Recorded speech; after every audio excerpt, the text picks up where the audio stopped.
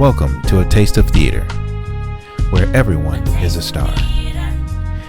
This is the place where playwrights from around the country will come to showcase one scene of their play. Today's star is shining bright on playwright Tina Lifford of Evanston, Illinois. We will see clips of her play, The Circle. And now, let's welcome our host, Victor Gulley.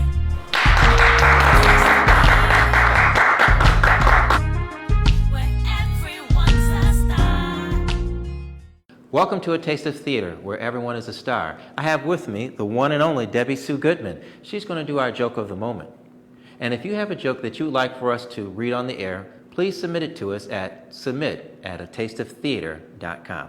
So, Debbie, do your thing. Thank you. Thanks so much. Yes, I am Debbie Sue. I'm from Skokie, Illinois, and I am still single.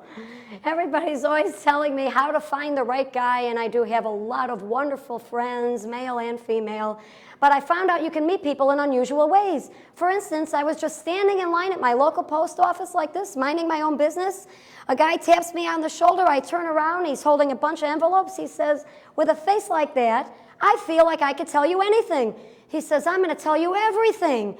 He goes, I lost my last 4 jobs. Yep, they fired me. I'm mailing out 6 resumes, and my car was repossessed. So I gave him my phone number. I don't know why, he just looked like a nice guy.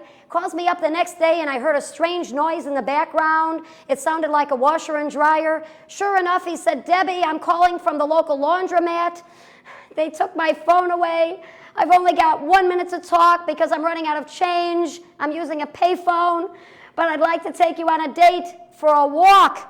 I said, ooh, a walk. I don't do things like that on the first date, maybe the second or the third, not the first. So now we're going to go to our playwright, Tina Lifford, and her play, The Circle. Welcome to A Taste of Theater. We now have our wonderful guest, Miss Tina Lifford. Say hello to Miss Tina. Hi, everybody. Well, tell us, Tina, where did you grow up at? I actually grew up not far from this studio. I was born and reared in Evanston, Illinois. You didn't know that? No, I didn't. Oh, Get yeah. out. Yeah, get out. Get out of Dodge. Did you go to Evanston Township? No, I left before high school, but my brother and sister did, and my family home was actually right across from the football field, the ETHS football Really? field, on Church, and I think it is Hartree. Yeah. Yeah. Wow. I mean, I grew up here too. Yeah. I went to Evanston Township. Yeah. Wow. So were you in the drama theater when you eventually went into high school and You know, college? I actually credit my early education in Evanston for my career as an actor, because, you know, in schools today, they don't have drama classes. Those classes have been cut out of a lot of That's the true. school curriculum, right? So I went to Foster for, Foster for, I don't remember how many years, but I went to Foster, and that's where I had my first drama class. And I always was a standout in drama class. You know, I would always be the one that would go like, yeah, and then it got to be the point where the teacher would always call me up and ask me to sort of try this or demonstrate or whatever. And it was really clear that I had a talent for it. Wow. And I certainly had a love. Yes. I don't know if you remember, but I think that there was, either it was Northwestern or ETHS, but there was a summer program where they would come in and have plays 6 weeks in the summertime, and you could buy tickets, you could buy a block of tickets, and then you would go over to ETHS on Saturdays and you would see shows. Do you remember that? Or No, was that there anything wasn't- like that? Not when I was coming along. Okay, well, they had that. And I would go, and I would watch the performance enthralled, you know.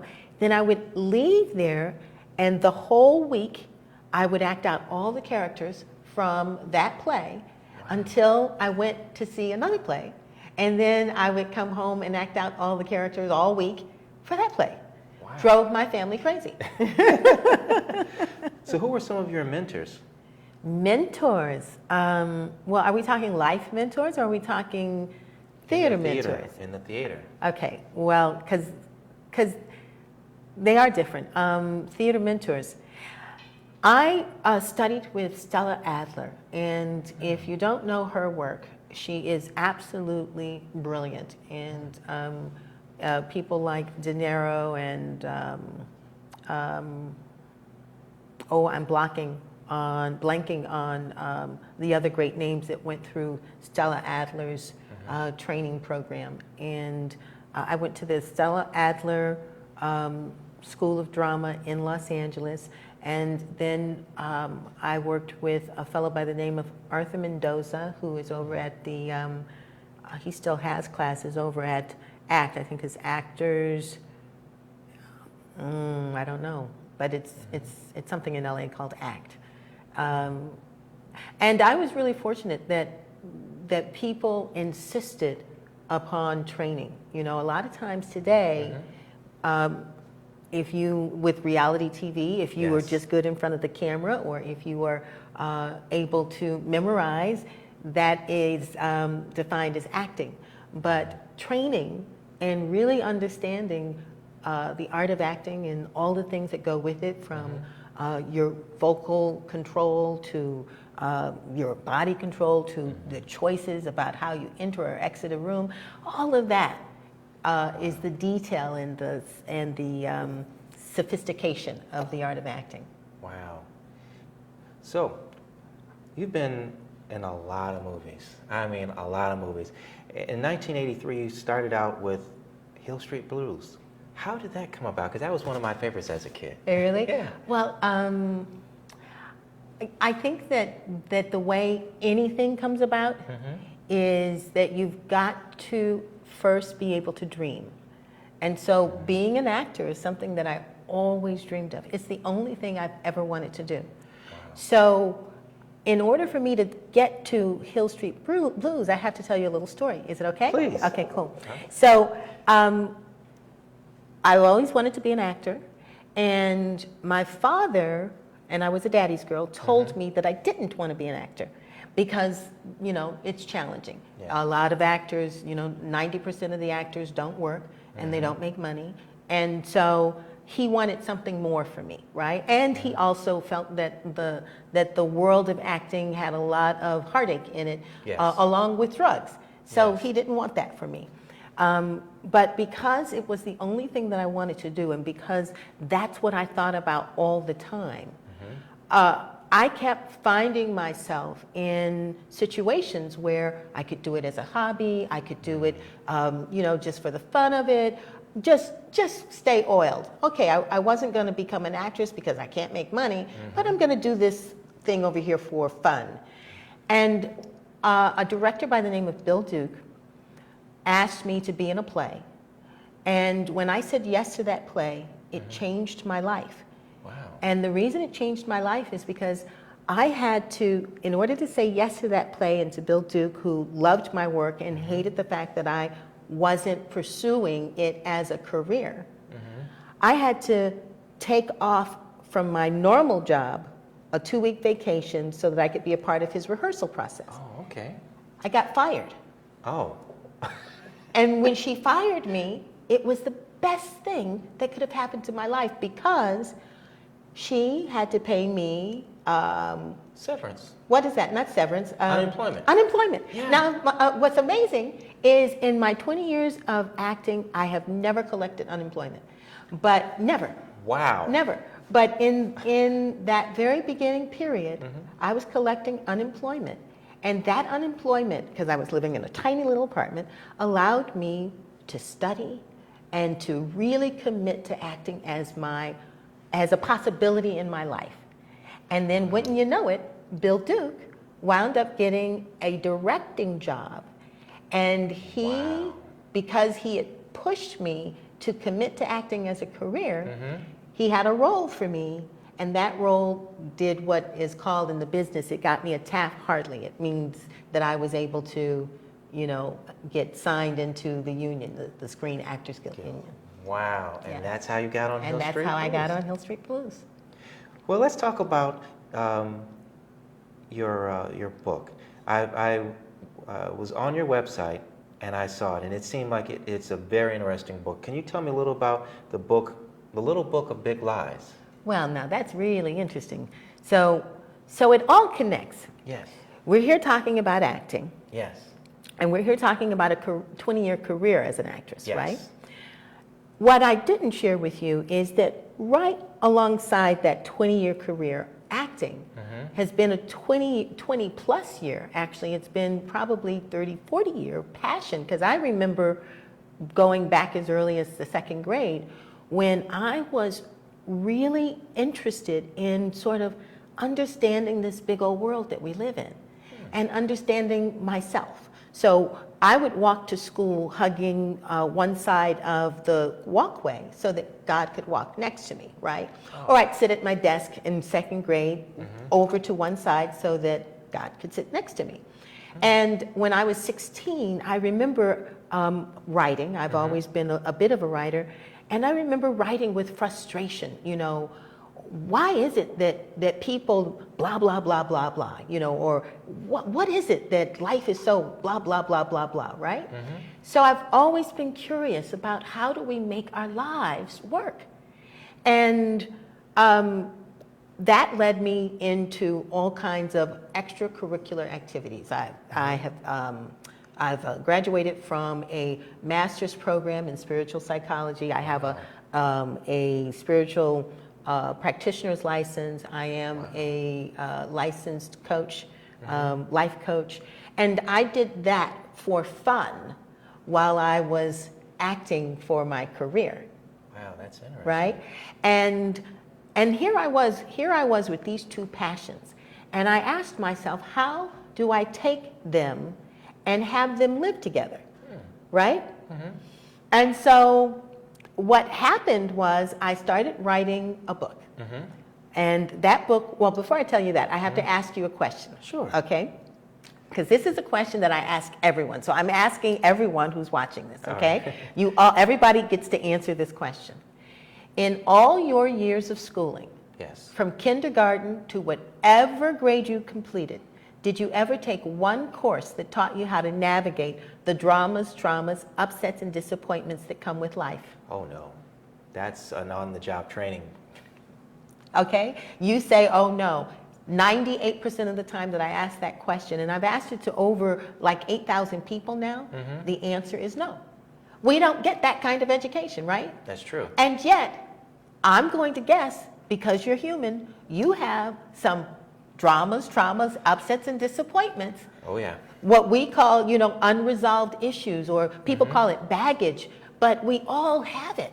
And it works on us. It affects how we interact with our lives. It affects how we interact with people. It affects what we believe is possible for our lives. It affects what we believe about ourselves, right? Yes. How come we don't get any support with actually learning skills that can help us navigate life? Is that crazy? Yeah. Okay. That makes sense. Okay. All right. I'm here. We're going to go one step further. Okay.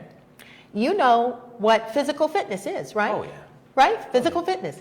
And if someone were to say, well, what are the basic principles or components or focus of physical fitness? One would say diet, exercise. That's right. Right? Yes. So what are the basic components of inner fitness? And why is it that we don't know? I mean, you can choose to go to the gym or not go to the gym, but at least you know how to take care of yourself, right? That's true. How come we don't know how to take care of ourselves in terms of those dramas, traumas, upsets, and disappointments? It's crazy. That's true. It's insane. So the Little Book of Big Lies became my passion. How can I put on paper answers that I have worked like crazy to find in my life, working with coaching clients and being honest and authentic in myself? And actually what happened was I ran into a dead end with writing the book, but I had this love for theater. I threw my hands up on the nonfiction book and I started writing a play instead. Wow, so that must bring us to the play that we'll be seeing That's next week. right. And that is called The Circle That's Play. right. That's exactly right. And so the circle became my outlet for that frustration of writing that nonfiction book. And I went and I I interviewed over 100 women. And Really? I also, of course, had all of these interactions from my coaching clients and so on, and all of the schooling that I've taken. And so what we did was I was able to go through that history and those interviews and come up with amazing monologues.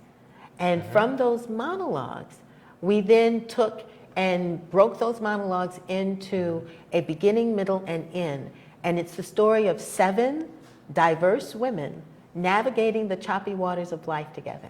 And we've got a Latin woman, we've got an Asian woman, we've got white women and black women, and the 7 of them, age diverse, ethnically diverse, of course, and socioeconomically diverse.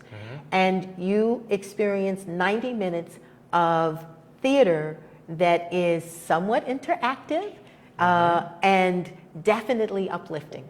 So what character of those 7 do you play? I am Terry, and Terry is actually, the circle is, it's like a monthly gathering experience for these women who have become friends. And their friendship, this particular friendship, is based upon supporting one another through the choppy waters of life. So they aren't necessarily the friends that you go shopping with, but they're the friends where you feel safe, seen, and heard with. And so for 90 minutes, you experience ways in which these ladies together support one another in resolving some of those old traumas, upsets, and disappointments. Wow. So how is this role that you're doing now different from the previous roles that you've done over the last 20 years? Wow, that's an interesting question.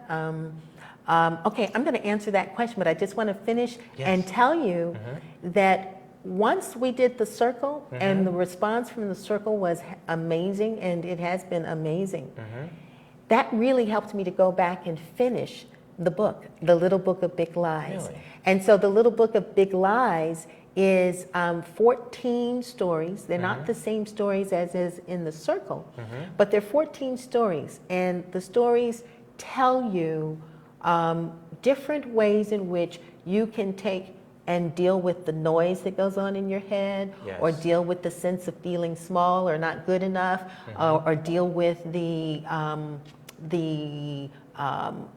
upsets that come up and you don't really know why they come up, or that one thing. I think we all have one sort of recurring challenge or burden. You keep saying, you know, I want to be done with this for good, right? And then something happens and it comes up again.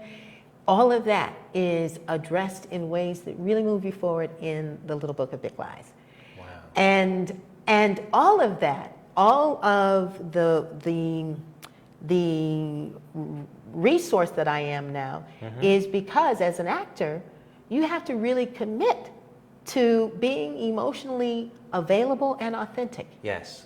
And if I had not done my work that allowed me to get to know who I am, to get to know what my fears are, to learn how to walk through them, then there's no way that I could do that for the characters that I do, right? That makes sense. Yeah, so being what I call healthy or having inner fitness as an actress, it just goes hand in hand with me being able to deliver my craft well. Wow. So what is it that you want people to walk away with after they see the circle? IAE. IAE, girl, IAE. And that is I am enough. IAE, I am enough. And one other thing, there's this is both in the play and in The Little Book of Big Lies.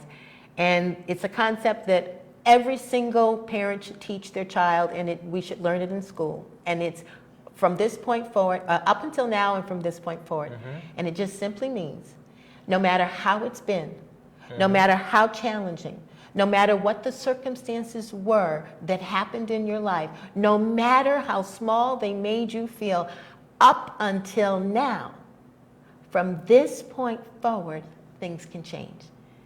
And when you, isn't that powerful? Yes, that is. Isn't that powerful? It's just a little thing. But if you give that to someone, you understand that what you're helping them do is to cultivate that sense of possibility.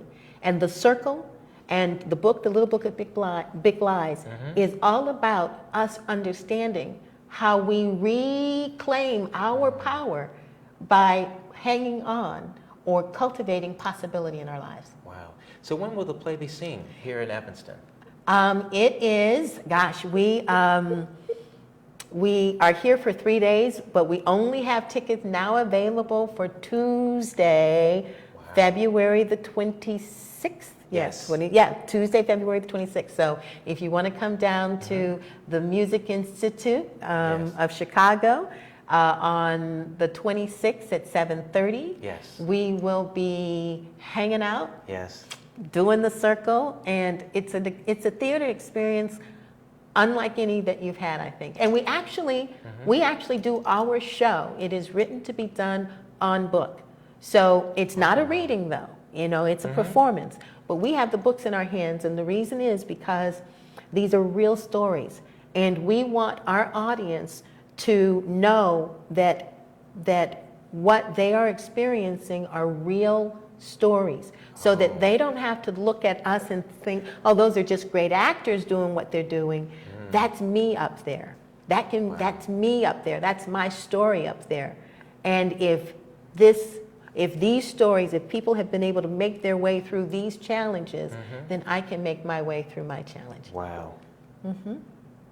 So other than the research that you did with interviewing all 8,000 ladies to come up with it, what was the hardest character to write for out of all of them?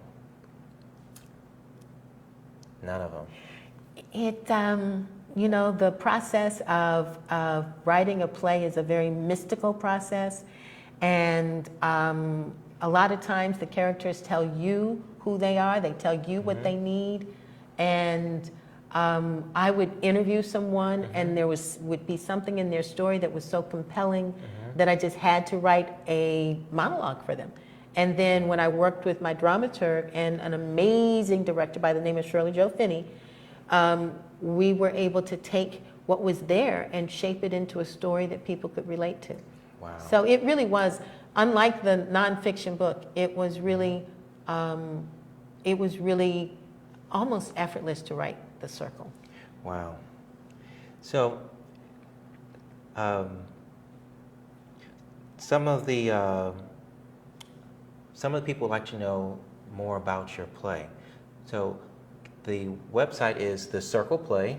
Yeah, thecircleplay.com is where you can go to find out or buy a ticket for Tuesday the 26th. I recommend that you go online and do that. And if you're interested in the Little Book of Big Lies, you just go to thelittleBookofBigLies.com and you'll find out all there is to know about that, and you can navigate the website and check us out and see all the other things that we're up to.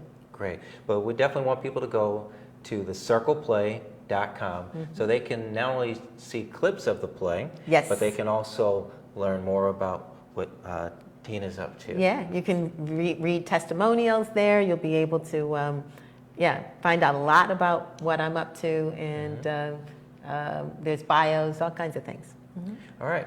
Well, we appreciate you tuning in to A Taste of Theater. And again, A Taste of Theater, where everyone is a star, including you. Yes.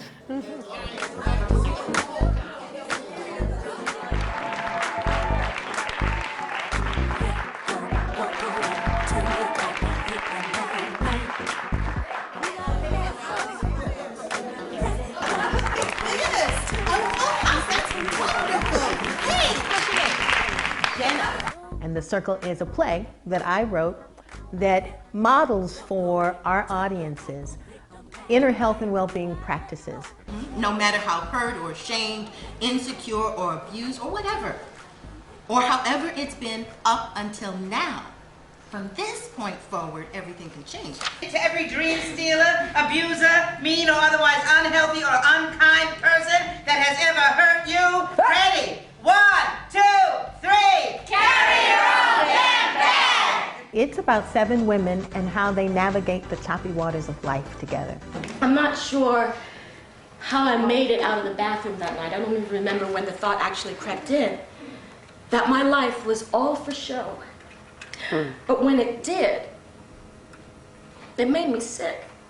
I want to look in the mirror and I want to decide who I am. And who are you? I am enough.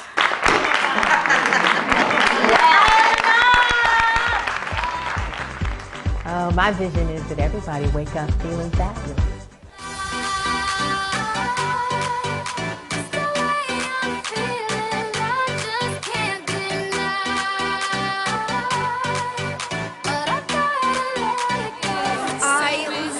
I recommend it to everybody. It opens up your heart. And what's interesting is I just came from a circle.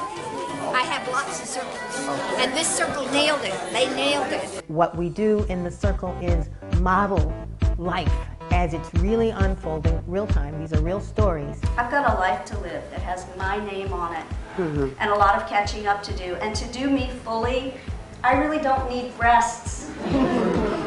I need time. From that modeling, our audience leaves with a sense of themselves.